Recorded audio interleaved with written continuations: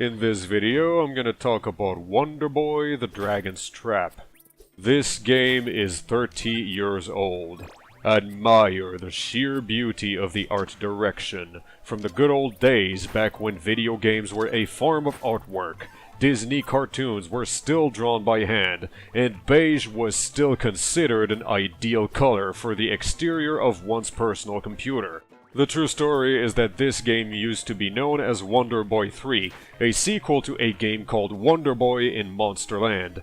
In Monsterland, you journey across a few levels of a fantasy medieval world, which culminates into a grueling marathon within a castle that is actually a non-Euclidean maze.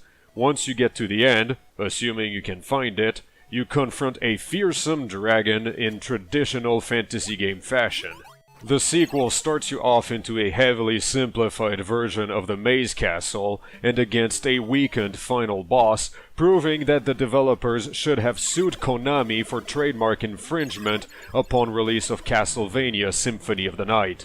Upon defeating the final boss of Monsterland, aka first boss of Wonder Boy 3, you get transformed into a hideous monster and must find a way to restore yourself to human form. Because apparently, being a fucking fire-breathing lizard in this world is uncool. Ignorant Philistines. The entire plotline of Wonder Boy 3 involves you piling up curses upon yourself in order to eventually build up a shapeshifter catalog that will grant you access to new areas.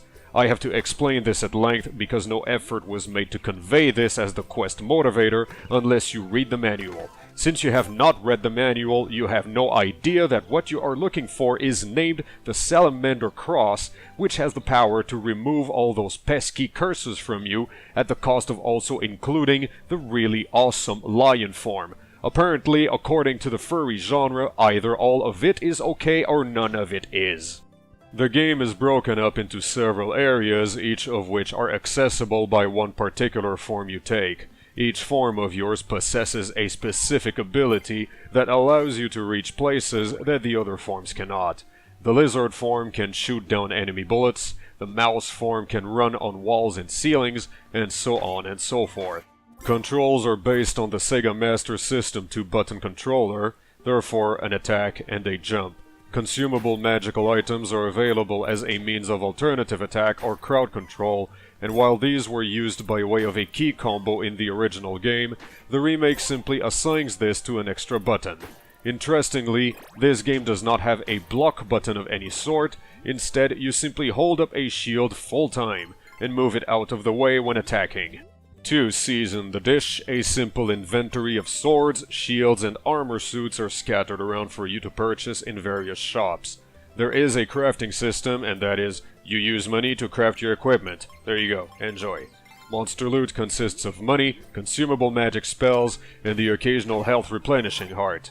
There are no experience points and no character levels, making your source of power rest completely upon your equipment. I spoke of the art direction earlier, and I wish to speak of it again. The entire world of the game is hand-drawn with a heart-melting attention to detail, turning the original 8-bit world into a breathtaking and vibrant landscape. The entire soundtrack is remade using live instruments in a studio with little to no electronics involved. A hotkey allows you to draw the comparison by switching between old and new styles of graphics and music at will. The game itself is a 99% faithful reproduction of the original, plus bug fixes, minor adjustments to the control mechanics, and the removal of the Charmstone system. If you have no idea what that is, good, because it was terrible. Difficulty levels have been added, with medium being the original experience. That said, it is not an absolute pixel-perfect copy of the original, as a few monster behaviors are slightly different, the placement of some monsters has been altered, and miscellaneous adjustments were made to make some of the finer mechanics less confusing. These changes, however, are minimal, and otherwise everything is the same as before. Of particular interest are a few new, small secret areas. It goes without saying that the experience here is not a love letter so much as it is a book of passionate poetry towards a franchise that has always lived beneath the shadow of Legend of Zelda. Not so much because Zelda is an amazing franchise, although to be fair, it is, but because Sega has always been the Chrysler of video game development, sandwiching diamonds between multiple logs of shit and believing themselves to have done a great job. Wonder Boy 3 is one such diamond from the top shelf of the archive. The important detail, however, is that this is still in spirit a game from the 8-bit era. It has an 8-bit design philosophy and makes use of what was at the time an extremely limited pool of resources. The remake is directly addressed to those who have played the original, and little to no measures are taken to introduce a fresh newcomer to the franchise.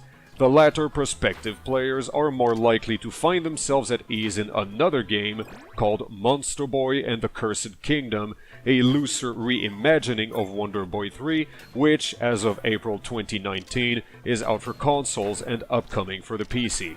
If you are part of the latter cohort and decide to soldier on ahead anyway, you shall want to be aware that the game can be completed in a small handful of hours, numbered with single digits.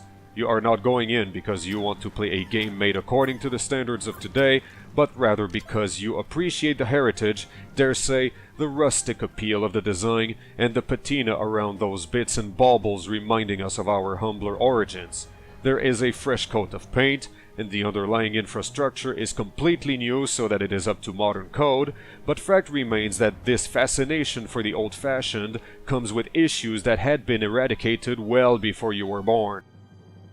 In short, this game is a restored 19th century house.